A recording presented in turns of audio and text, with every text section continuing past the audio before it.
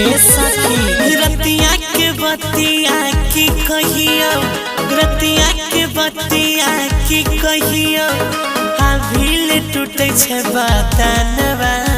बेलना से बेलना से मारलक सजनवा, एगो चुमा करानवा। बेलना से मारलक सजनवा, एगो चुमा करानवा। जाने छी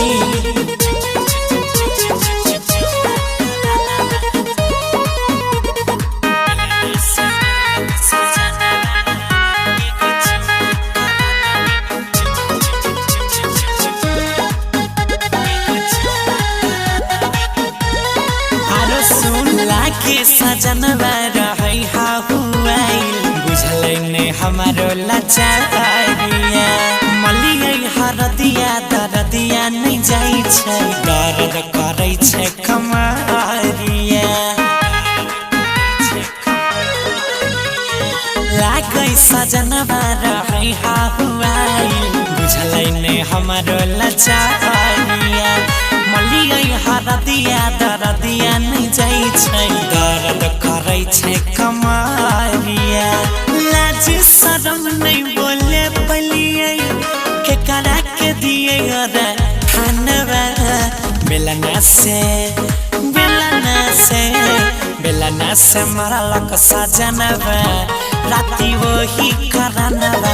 बेलना से मारलक सजनवा, राती वही करानवा। खाली लड़ाइए करै छै।